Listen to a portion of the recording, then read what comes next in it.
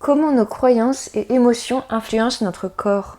Et si notre corps était le reflet de nos pensées et de nos émotions? Nos croyances profondes, qu'elles soient conscientes ou inconscientes, influencent notre santé, notre bien-être et même notre apparence physique. Aujourd'hui, on va explorer comment nos croyances façonnent notre corps et ce que cela signifie pour notre équilibre intérieur. Prêt à en apprendre plus? Je suis Camille Lelièvre, ostéopathe, et j'accompagne les personnes qui souffrent de troubles du comportement alimentaire. On va aujourd'hui explorer le pouvoir de nos croyances sur notre santé.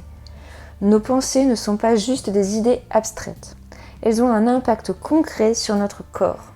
Nos croyances influencent notre état physique. Si nous sommes persuadés qu'un courant d'air nous rendra malade, il y a plus de chances que cela arrive. Si nous pensons que nous sommes fragiles ou prédisposés à certaines maladies, notre corps peut manifester ces troubles plus facilement. Changer nos croyances, c'est changer notre santé. Mais alors, comment transformer nos croyances? La première étape est la prise de conscience.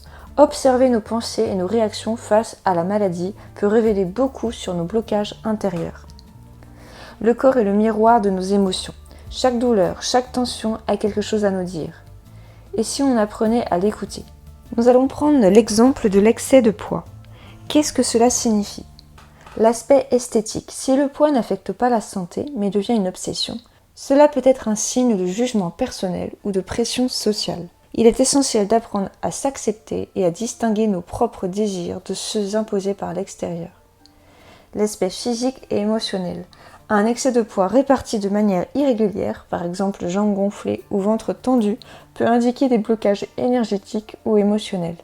Le corps accumule parfois de la masse pour se protéger, notamment face à des blessures émotionnelles ou à des traumatismes. C'est ce que je propose lors de mon accompagnement pour les troubles du comportement alimentaire et la relation au corps et au poids. Et si vous voulez un bilan de santé avec moi, prenez votre rendez-vous dans le Calendly. Je vais vous reparler de l'équilibre entre l'énergie masculine et féminine, car notre corps est divisé en deux énergies, le masculin et le féminin. Comprendre cet équilibre peut nous aider à interpréter certains mots. Le côté droit du corps est associé au cerveau gauche et à l'énergie masculine.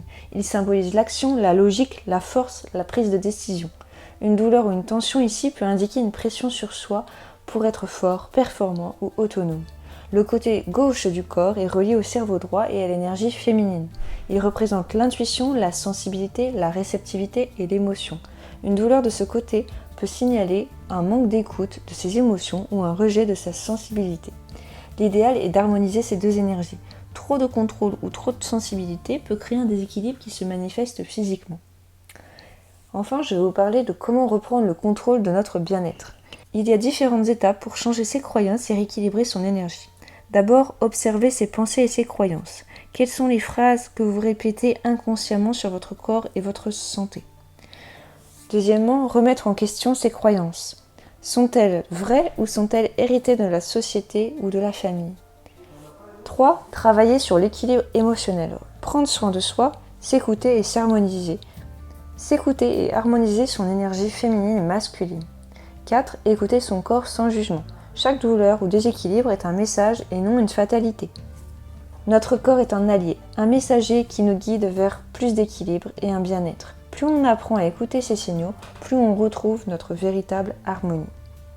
Dites-moi en commentaire, avez-vous déjà observé des liens entre vos émotions et votre corps? Si cette vidéo vous a plu, likez et abonnez-vous pour plus de contenu sur le lien entre les émotions, la santé et les troubles du comportement alimentaire.